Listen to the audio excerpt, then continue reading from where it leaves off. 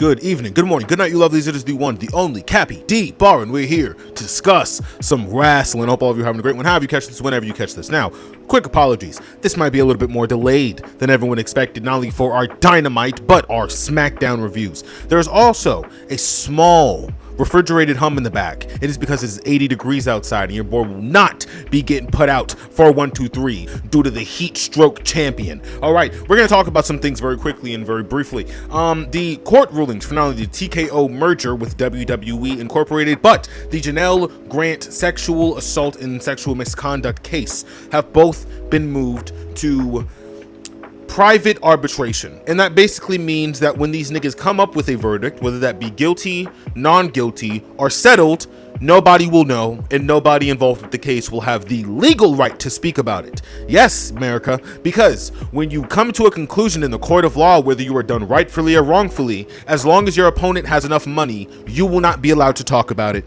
I think that this is just going to be a gateway for the fucking scumbags to get back on the Vince McMahon hype train. Not excited, not co-signing that.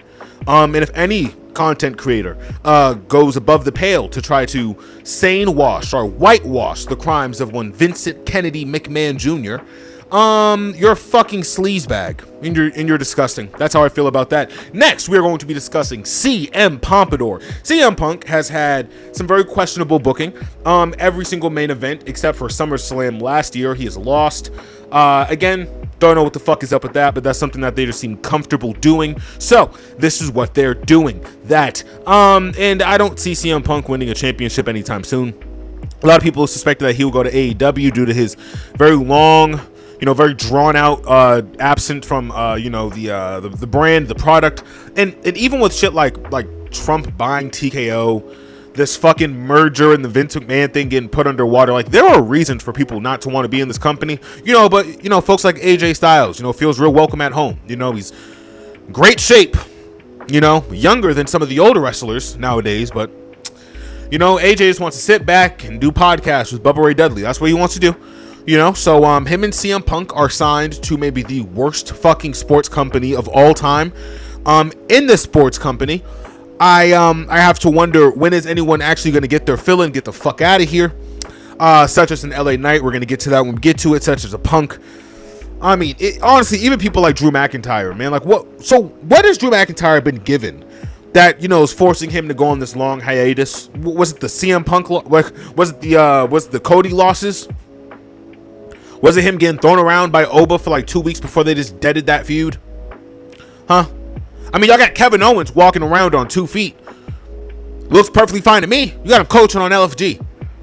Not the ring. Certain pieces, man. Certain pieces of the shit I don't understand. CM Punk, he is in that camp of people that, in my humble opinion, just aren't being, utilized properly. And it is theorized that he will be going to SmackDown. Now, what I will say, I think that Owens and Punk can be good. I think that Punk and Sammy can be good. I think that even Punk and Cody,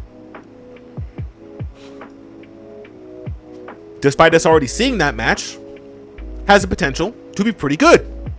That does not negate the fact that the creative has to be good first, and then the matches can be good. And I definitely think that's where most of my critique lies. SmackDown hasn't been the A show. It hasn't been the B show. Honestly, I think there are some weeks where NXT outperforms SmackDown.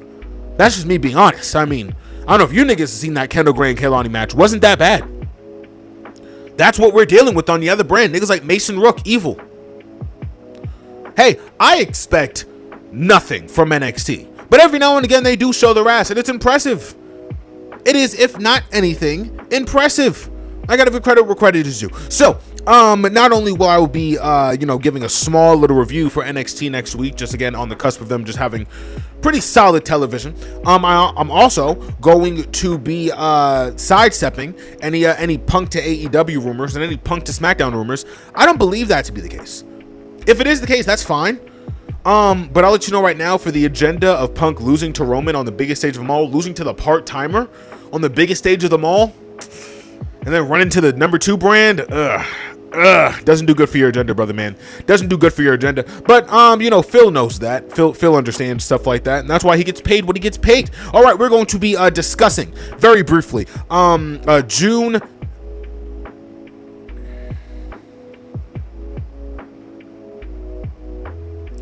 June 10th, 2026, Dynamite. Honestly, very good Dynamite. Very, very good Dynamite. I think the biggest part of this Dynamite that I liked is the new choices, new paths, new choices, new opportunities. Honestly, just out the gate with Kevin Knight and Don Callis. A lot of people are kind of adverse to this pairing. Kevin Knight does not need a mouthpiece, so there's that. But I would definitely say that Kevin Knight, it's interesting, kind of to the same effect of a Trick, where he's just naturally over. He's gifted in that ring. He's gifted on the mic. He's naturally charismatic, right? Easy on the eyes, pause. But I mean, that does play into superstar factor, right? There's a lot of things that just work naturally for Kevin. And I think that Don Callis and the entire family kind of being just a bit of a foil to that, again, just natural face energy he has going on. I'm not upset at that at all. Not a terrible promo. Also, Kevin Knight just establishing himself, saying that he does want to be a top guy in this industry, in this company. For a very, very long time. The TNT belt obviously helps things like that. What I will say is that Kyle Fletcher is somewhere probably, banging his head into a wall. But apparently we're supposed to be getting like a Kyle Fletcher and Konosuke blow-off match. So I guess they're kind of just waiting on the whole Kevin Knight, TNT, Kyle Fletcher trigger pull, which is understandable. Definitely understandable. But I mean, even in things like with the Andrade, Don Callis family cracks, there are things here to definitely go off of positively, looking at just a story basis. But the solid opening for me. I'm not going to sit here and say it's anything to write home about, but it was fine. It was very good. The opening match with not only Shane Taylor but Jon Moxley, the ace, in his hometown of home state of Ohio. I don't know if they're in Cincinnati, but they're definitely in Ohio. It's very good. Very good. What I will say, one too many elbows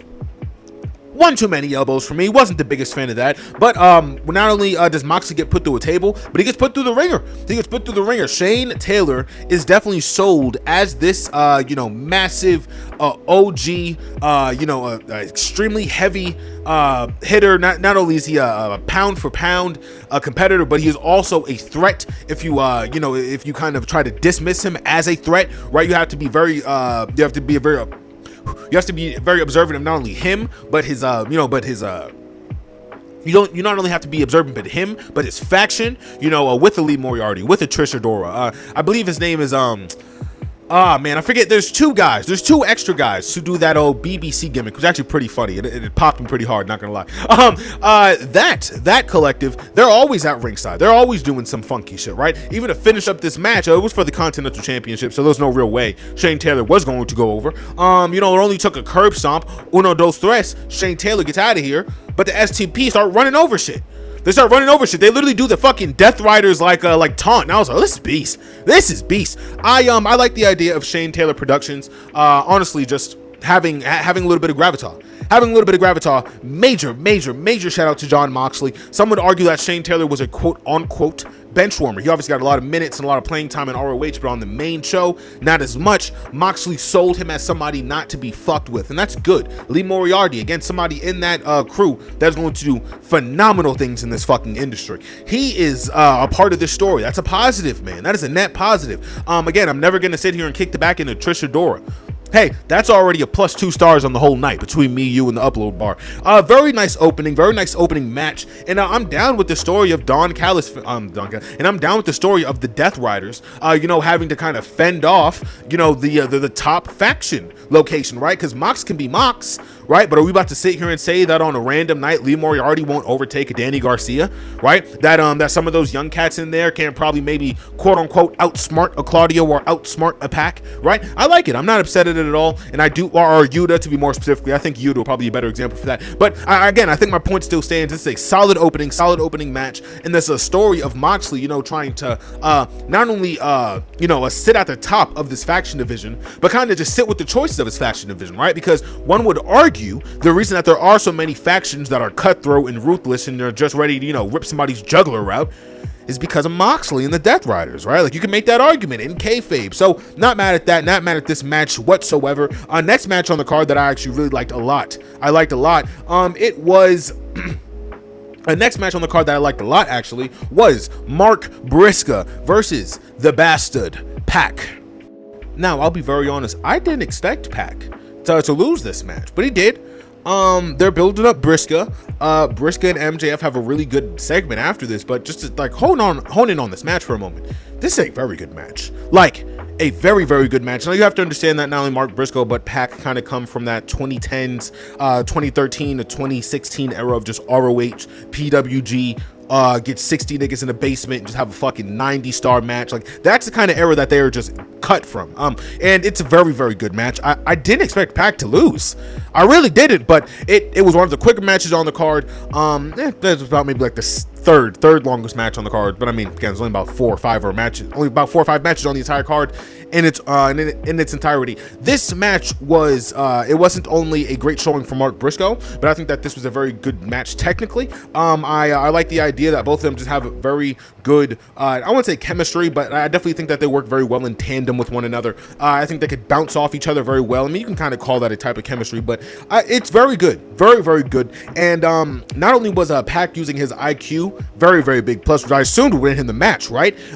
Mark Briscoe, he ended up just kind of like powering through everything. Like I'm pretty sure to hit his J Driller, he like damn near like no sold or like halfway sold something. I was like, fuck, this shit's beast. This is beast as fuck. The second that J Driller was hit, uno, dos, tres, we are setting up a bit of a Don Callis versus Conglomeration blood and guts kind of thing. I'm thinking about this. Is this blood and guts? I think blood and guts happens a little bit closer to November. So I wouldn't call this blood and guts, but apparently they're going to be in a cage and it's going to be 6v6. It's not going to be War Games, so it's pretty much blood and guts. On its face, I don't hate this. On its face, I don't hate this. Again, we are building towards the Briscoe and MJF title match. That is probably obviously going to be after this 6-man extravaganza. Very creative way also to protect MJF due to his extended knee injury, something I'm pretty sure pretty sure that all the members of this match will be aware about. So, no freak nasty injuries from, Maxwell Jacob Friedman. Yeah. But I mean, I don't know. I wasn't hating on it too much. I can understand where we're going. I can understand where we're going with MJF, because the next match on the card is Andrade, right? And, Orange Cassidy's already out here due to the conglomeration situation. So I didn't mean to rhyme that. Oh man, kind of thinking about it, Orange Cassidy kind of doesn't get an entrance. Oh man, that kind of sucks. Man, thinking about it in real time, Orange Cassidy kind of got a bit of a jobber entrance. Damn. All right, well, that makes me a little unhappy. I love this match between Orange Cassidy and Andrade. Maybe my favorite match maybe my match of the night. Maybe my match of the night. That pants spot was fucking great. Orange Cassidy ripped off his jeans and had another pair of fucking jeans on after. That was amazing. You know what I will say? Opposed to Briscoe and Pac, I think that Orange Cassidy and Andrade do have a lot of chemistry. Yeah, I'll tip my hat to that. I'll put in my 2 cents on that one for sure. They have like the first 20, maybe like 120 seconds of them locking up. It's like, oh, these niggas are soulmates. These niggas are damn near like wrestling soulmates. It was great. Orange Cassidy, he has a great way of not only working in character, but knowing how to dip in and out of that character for the sake of, again, whether that be momentum, for the sake of crowd work, for the sake of finishing a match, right? And it was very good. He doesn't get any finishes off, but when he hits those tornado DDTs, I always assume he'll put the match away like 5 seconds after, because how they're sold by everyone he's lined up against, how he delivers them, how the crowd pops. I mean, Orange Cassidy has had this company in the palm of his hands. What, for going on a decade now? I mean, 2027's right there. You know what I mean? It's great, man. It's so fucking impressive to see. And Orange Cassidy is definitely one of those guys that I think you could put anywhere and he'd get over.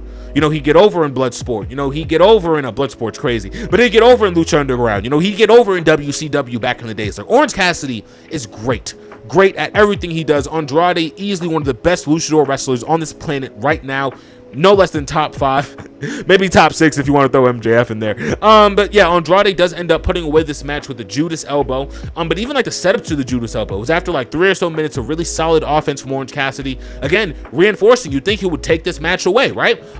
But I guess Briscoe winning and then him coming down as a as a cavalry for Briscoe kind of telegraphed the end of this match just a tad. But I was heavily involved, heavily invested, and honestly, they didn't run this shit back. They didn't run this shit back ASAP. This is a very, very solid match. Don Callis is the perfect maniacal asshole. He is amazing at everything that he does, not only when he's on those comms, but everything backstage with Andrade and MJF that we're going to be getting to in a little bit. And it's not too much. He bribes, the Don Callis family to kind of just beat up on Mark Briscoe, which is like, duh. And I will say that Andrade, same as Konosuke, there seems to be cracks in the Don Callis Avengers. So I'm very much looking forward to that, very much. Next match on the card, we get Maya World versus Sky Blue. Now, I expected this match to maybe be a little longer, but that's just my bias. Maya World, unfortunately, she, I believe it was sometime last week, she had lost a family member, her brother to be more specific. So, thoughts and prayers, and honestly, just light, to Maya World. She does end up winning this match with a tribute to her brother, and I think that was very, very beautiful. The match itself, again, I would have liked it to be a little quicker, but that's me being greedy. That's genuinely me being greedy. I expected Sky Blue to lose one of these matches. It being this match isn't, the end of the world. I am curious, though, if that means that Julia Hart maybe will get pitched a little closer to that TBS title. Only saying that because the Triangle of Madness, Thekla is more or less just kind of carrying shit. Very beast, very dope. What can I say? She came in, she started running shit as she should. Not mad at it. Not mad at it. Julia Hart, though, has been a very solid wing to the AEW Women's World Champion. So I do not know if a Willow's absence is going to create a second title run for Julia Hart, but I think with Sky Blue being eliminated, I definitely think that that's something in the works. I think Maya World winning this match, I think that's a perfect segue to Athena. I think both of these ladies, even first off, them being tied together how they are, chef's kiss, we gotta love that. Then them being the main poster for this Owens Women's Tournament, great shit.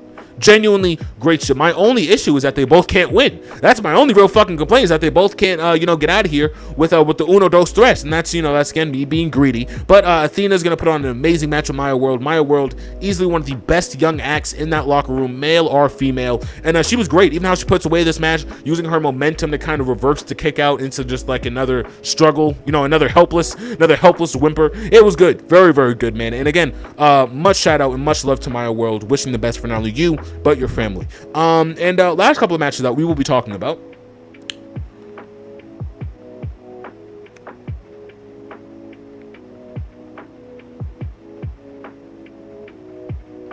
Last match that we will be discussing is our main event with Brody King and Swerve Strickland. Now, Swerve Strickland and Brody King have lined up and they have faced off against each other in the past.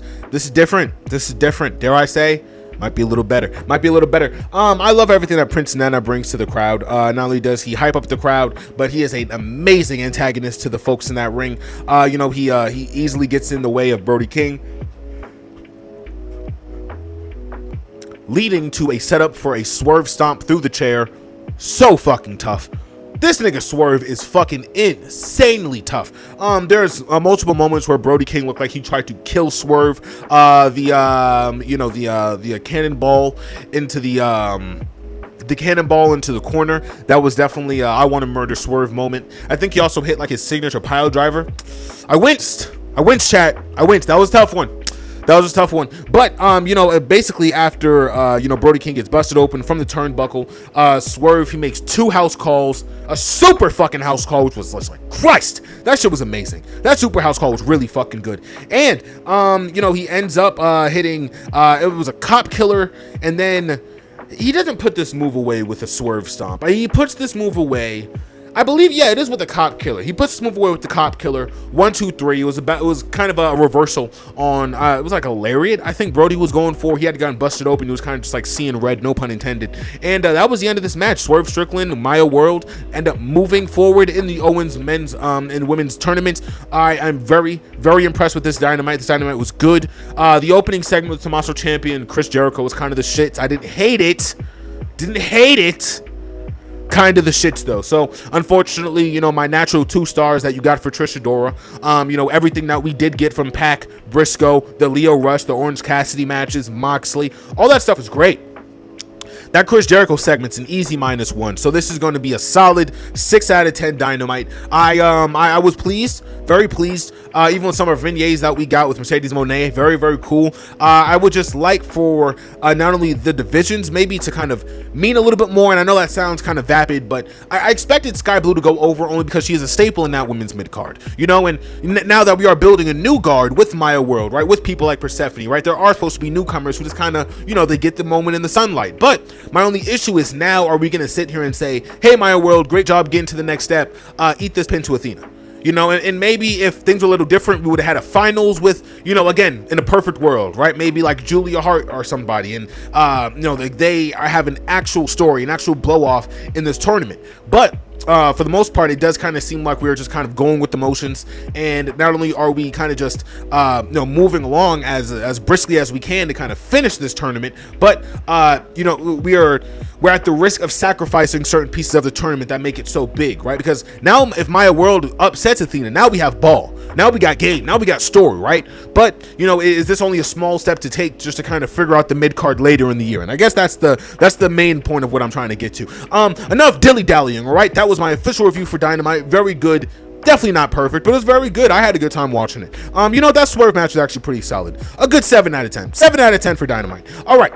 July 12th, 2026, Smackdown was something oh man, there's positives and there's negatives.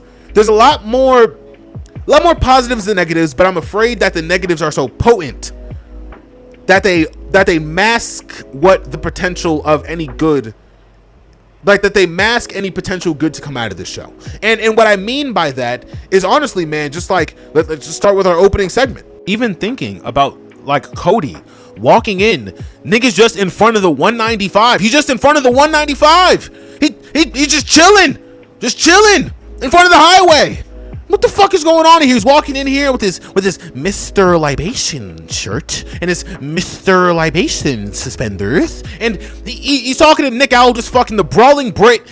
Nick Aldis is just easily one of the most orange, uncharismatic niggas to maybe be on the screen, other than the orange in Office. He's talking to Cody like, hey, I haven't heard from Gunther yet. Surprise, surprise. Surprise, surprise. 6 calendar days, and your mandate on hearing from this nigga Gunther hasn't been met. Who's surprised by that? Not me. Not me at all. Eventually Cody Rhodes, he shakes the baby's hand. You know, he says, hey, you know, let's have a good Smackdown. Let's try to fucking get this 3-hour show over with. And then he runs into the Yeet Master 5000 and Average Size Jimmy. Average Size Jimmy says nothing for this entire segment. And in the Yeet Buddha Fist Drunken Master, oh man, in the Yeet Buddha Fist Drunk Master, no, is it Drunken Master? Oh, okay. In the Buddha Fist Drunken Master, he basically tells Cody, hey, no man, I could do better. Like in the fucking Drunk Fist Buddha like in the fucking Drunk Fist Yeet Master 5000, right? He tells Cody, hey Oos, know this Oos, when I'm coming for that championship, it's over Oos, and that's it. 1 word, 3 letters, over. 1 word, 4 letters. Bro, and Cody just says, hey my nigga, hope this is your choice, not Roman's. That segment. Again, Jimmy doesn't say a word.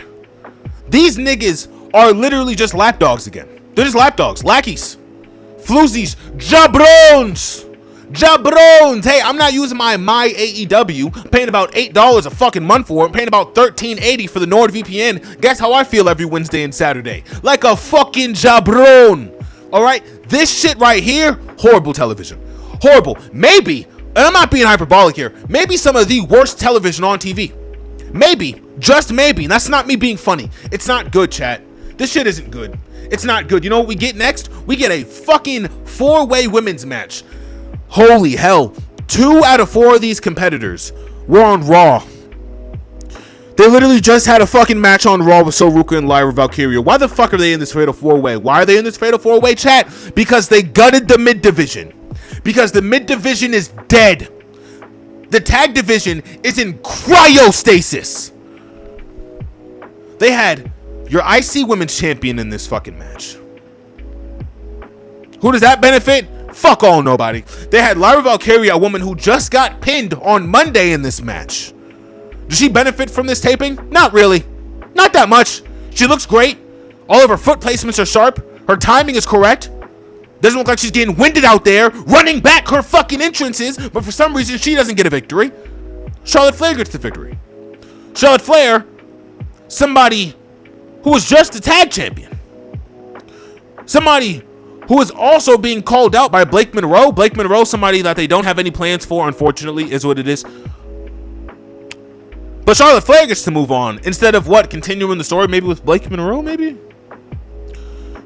I wouldn't like this, but maybe you have a blow-off match with Alexa Bliss, and after you're gonna, disband this tag title, like you have to disband this tag team after siphoning the fucking energy off of Alexa Bliss for the sake of Charlotte, so Charlotte can get good rubs and good engagement with the crowd again. Oh my god, man. And Charlotte Flair isn't a bad wrestler. She never has been. She never has been. Rhea Ripley is not a bad wrestler. She never has been. We got to start addressing shit, bro. This company only feels good doing safe options, and that's not going to help anybody. These niggas aren't going to turn a profit being safe. It's the fact of the matter. Fucking pussyfooting around. I mean, at this point, shit. Like, do they want their ratings? I'm not a ratings guy. We're not going to go into the viewership because you guys know this is that kind of channel. Do you niggas want a boost? Do you niggas want a boost, a bump in ratings, a bump in viewership? I'm telling you niggas right now, like dismissing acts like a Valkyria, doing confusing shit like your IC champion being in the Queen of the Ring tournament for the World Heavyweight Championship belt. Stop it. That doesn't make any fucking sense. It doesn't make any fucking sense. Charlotte wins. Whoop-de-doo. I'll write home about it. But this shit, man, it blows, man. Fucking blows. Eventually, Cody Rhodes comes out there. He's, he's talking to the New Englanders, saying, hey, love Duncan, love the Patriots, and I love Rhode Island. Wonder what's going on with Gunther. Why is he being such a big pussy? And then Sami Zayn comes down in a last real good guy shirt, and he tells Cody that Cody's being the pussy. And then they have a pussy off, and they go back and forth. They end up slapping one another, and that's pretty much the segment. Sami doesn't work as a heel. I think a lot of you hate Sami because he isn't the most uber athletic guy, and his politics are maybe a little bit not to your liking. So I think it's easy not to like Sami. I think it's easy to see situations like with Chad Gable and with Mello, where that's creative. That's the production truck. That's Michael P. Hayes. That's Triple H. Hell, maybe on a bad day, that's the fucking big guy upstairs, the Mark Shapiro. Like that's not Sami who makes these choices. But for some reason, Sami's always in the middle of the backlash of these choices. They're gonna make this a triple threat with Gunther, Sami, and Cody. Man, I'm not a fan of that. And it's interesting because we're gonna get to this later in the night. This triple threat blows all of the wind out of the sails for the triple threat that I know is on the way with Ricky Starks and Mello, and obviously Trick Williams. It just doesn't hit, man. It doesn't hit, and then you niggas are gonna have a match. Like, instead of just doing the fucking gutsy thing and going, hey, all three of you want an opportunity, let's just make this shit quick and as painless as possible, right? They're gonna drag this shit out. So when there is an obvious Little Yachty involvement, or honestly, I'm not opposed to this would be the wrong word, but I'm not denying this. They might just have Mello lose via like Yachty involvement, like Little Yachty, Ricky Starks gets out the brass knuckles, 1, 2, 3. Mello, go sit down, my nigga. Your turn's over. I'm not kidding, Chad. I'm not kidding. I would have liked a Mello v Trick. Mello v Trick, it's easy, it's right there, it's sellable. I don't know why they're being such big pussies about it, but they are. They might just go with Trick and Saint. Trick and Ricky. It's not impossible. I would fucking despise that, but these guys do whatever they want. These guys do whatever they want. They seen the wave of public backlash and they decided to go on a public arbitration for a sexual misconduct case. So these guys just literally do whatever the fuck they want. And as I said, Cody he's not a wet napkin, man, but this shit going up against Sami, somebody who's just easily likable. Like, he made a point, and I think maybe it was supposed to be harped on and, sold as like, oh, like a big asshole, whiny, like, kind of situation. But he said to Cody pretty plainly, like, bro, I was the first person down here. I was before Randy, I was before Cena, I was before Owens, I was the first person down here to congratulate you. And not only is that canonically accurate, but that paints the story of you sitting here trying to run up in fucking Gunther's face. Gunther's the fucking jabroni from the other show. Gunther came from the other brand to come sit in your face, my nigga. Gunther used to be on Raw. Now Gunther's here. He just gets a title opportunity. I've been here for how long? Busting my ass. Putting my fucking work in. Open challenges on my accord. Gunther just gets the opportunity the second day. Third, fifth day, Gunther just gets the opportunity. Sammy has a right to be pissed off. I'd be pissed off as well. It's bullshit. It is bullshit. Listen, Sammy's not the heel in the situation. If it's obviously Cody. I don't know why they don't want to pull the trigger on a heel Cody. We have people like MJF. We have people like Ethan Page. You have great, memorable heels out there. I don't know what the fuck they're doing. They're not going to sit here and utilize a Drew McIntyre. Don't know where he is. He might just be out for the rest of the year. Hey, can you niggas tell me a good Drew McIntyre from the match? Can you niggas tell me a good Drew McIntyre match from the year 2026? Huh? Oh. I don't know what the fuck is going on, yo. I don't know what's going on. I'm weirded out. I'll say that much. I'm pretty fucking weirded out by it. That's pretty much all I feel about it. The segment between Jacob and Solo. Man, I don't know if I'll have enough time for this one. Jacob and Solo, they go out there and they have like a really interesting segment, right? Where Solo, he really lays it all out. Like you're sitting here like a fucking lapdog taking orders from Roman. He embarrassed you in front of our family. He embarrassed you in front of our friends. You used to be the Samoan werewolf, and now look at you, running messages like a little messenger boy. I don't respect it, and I don't think that this is the right path. You know, if you want to, be led by somebody who actually cares about you. This isn't the path you take. You don't become a subservient, lesser version of yourself. And in Jacob, it's interesting, right? Because I don't know if this was like a shoot. Doubt it was. But it seemed like there was something else that Jacob was kind of supposed to say, other than like, you're right, and I can respect that you're right, and you're making very valid points.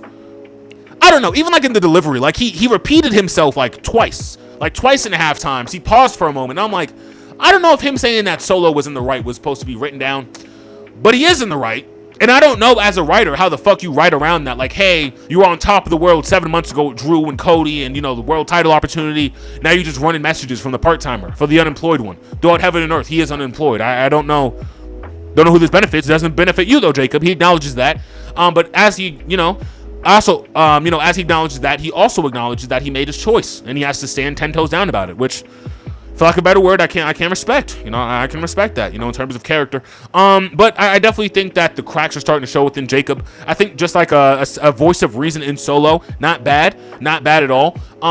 It definitely makes you like wonder, what the fuck is the end goal here? Is it, Jey Uso like getting injured? Is it Jimmy getting injured? Is it Solo like regaining the trust of Jacob? I just don't know. I don't know what anything is going on here. It's bloodline sludge. This is bloodline sludge, and I wish it wasn't, but it is. There's no other real way to talk about it. Honestly, I'd rather just move on, because Solo being correct and still being billed as the kind of antagonist here, not a big fan of that. Just like logically, I'm just not a big fan of it. The Rey Fenix title defense wasn't received very well by the crowd. I wish it was. Axiom's great. Axiom and Phoenix go out there and they put on a pretty solid match, like a pretty good match actually. But the crowd didn't respond well to it, and that's because these are a bunch of bumfuck hillbillies in the middle of Providence, Rhode Island. So yeah, that's how I feel about that one. Rey Fenix has an AAA title defense on a WWE show. Why not? Sure, why not? Sure, let's get to the next segment, shall we, ladies and gentlemen? Gunther is a weak pussy. That's the notes I have here. Gunther goes to the Brawling Brit, Captain Britain, and Nick Aldis, and he says that he wants Sami Zayn to be the referee for that title match. And I'm assuming that it's only because he knows that Sami Zayn is going to try to screw Cody, or he actually might screw Cody. Now I did say that this is probably going to turn to a triple threat. If they have the fucking balls to put that title on Gunther, all is forgiven. Like, if they have the nuts on a random Smackdown to give that shit to Gunther, and now the blow off for the pay-per-view is either a triple threat with Gunther retaining or Sammy picking it up off Gunther, and then we get a Chad and Sammy segment after, nigga. Oh no, they can play hot potato with this shit because the title doesn't matter. Roman pretty much buried the title when he said that this is now the A title. Hey man, hey, chickens will come home to roost, huh? What the fuck can I say? I wasn't like overly displeased, but it makes Gunther look a little weak again, unless these niggas are willing to pull that trigger. Cause if he did this with just knowing that he's playing mind games and in the next pay-per-view I'm gonna get you, Cody, because you don't have any friends in your corner. It's like, bro, if you don't fucking turn this fucking Jafar fucking Scar Disney villain movie shit the fuck off. It doesn't work for Gunther. Gunther is best when he's not being cerebral, but when he's being ruthless. Best case and example, go watch his match with Ilya Dragunov many moons ago in NXT. It simply has beats, and you have to hit the beats for Gunther to work. Now it is time to get into the latter half of this double deluxe review that we had put out. I hope you all are having a great time. Hope you all leave, a little subscribe, a little comment, maybe hypothetically. Basically after this announcement, the audience groans. Yeah, not a big fan of that. Then I think Sammy tells Cody that he has the power now. I'm the captain now, basically. Riveting shit, huh? Riveting shit from this brand. Last couple of matches that we are going to get is a tag team match between Jade Cargill and Michin. They're going to be going up against, I think it's not the Fatal Influence. They're going against Chelsea Green and they're not fucking Tatum Paxley. Tiffany Stratton. Yes, Tiffany Stratton. This match didn't matter. I think they're doing like a Jade Cargill, for the Tiffany Stratton strap.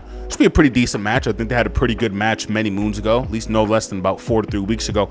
I would love, capital L, for Tiffany Stratton to not only drop that belt, but maybe get a little bit more character under a said belt, because it does seem like she is just very one-dimensional, very bland, very just Barbie girl. I'm in a Barbie world, everything is plastic kind of vibe, and it's not boding well. It's not boding well for her or the fan base. Truthfully, it does seem like a lot of people in the IWC are just kind of, a bit fatigued by Miss Stratton and her assets, if you would like to put it like that. Again, but Jade Cargill can pull a good match out of pretty much fucking anybody. So, U.S. title run from Jade Cargill shouldn't be terrible. Michin always looks great in that ring. She never hasn't. And I don't know, man. I don't know. Again, I think about people like Jordan Grace. Think about people like Blake Monroe. Ivy Neal, Natalia. I mean, there are people back there, again, like Lyra, who just been giving what? But Jade Cargill gets like another title run. It's like, I don't know. Also, something I was kind of, big from this match. Jade Cargill's wig kind of slipped off. Just a tad. Not too much. Just a tad. Hey, man. Same, man. A lot of sweating. A lot of wig glue. It's a bad combo. All right. Last match of the card that we will be discussing that I think anyone even kind of cares about is going to be our Fatal 4-Way match. This was a stinker. This one was a stinker. So, Jey Uso, he wins. I'm not going to sugarcoat it. We're just going to rip the Band-Aid off, off with the wig cap, if you would. I didn't expect him to win because he's the oldest person in this fucking match, and his opponent is Javon Evans. I can't stress how much I don't want to see Javon Evans in the ring with this fucking drunken master. There's a wave of disappointment that has overcome me when speaking about this segment. Even in how it happens, man, he ends up going over on specifically LA Knight. And I don't know what the fuck this company's problem is, man. This company has a problem, though. This company has like a real issue with not just utilizing the right people at the right times. I mean, Oba was white hot when he was going up against Cody. Did they utilize him then? Nope. Jacob, utilization? Nope. Braun Breaker? Nope. Omis? Nope. Dolph Ziggler? Fuck no. So I guess, shame on me for thinking that they would treat LA Knight with an inch of respect. It's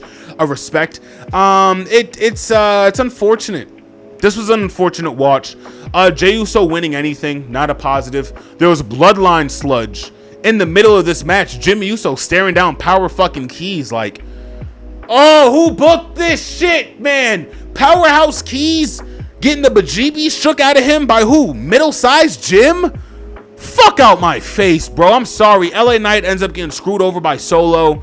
I guess the idea is that Jacob shook that nigga's collar hard enough and told him that, hey, if you don't help Jay win the match, then I mean, fuck you. And also, I'd like to just touch on this briefly. I'd like to believe that there is a canon where Jey Uso, oh God, if he goes over on Javon Evans, the whole world is going to burn down. But if he ends up getting to that top spot and then Jacob just puts him out of his misery, like, hey, Us, I got to talk to you about something. And then Jacob just takes Jey Uso's spot and wins. That's big. That would be big. That would be a bit of a setup for Crown Jewel. Champion versus champion in Jacob versus Roman. Hypothetically, then we could probably start to see Jacob actually have some actual real matches. I'm just piecing together a Jacob and Roman dual man, I'm thinking of a Jacob x Roman dual championship reign. I'm gonna sit with that. I'm gonna sit with that for a moment. And you know what? I'll have all of you sit with it as well. That was everything that your boy had, not only for Dynamite, June 10, 2026, but Smackdown, June 12, 2026. We are speeding very quickly towards July, almost towards our 1 year anniversary. I've not forgotten about that. All right. Hope all of you are having a great one. Have you catch this whenever you catch this. Hope all of you stay hydrated, stay healthy, stay pure, and as I always say, all right, stay tuned, stay safe, stay beautiful. Peace.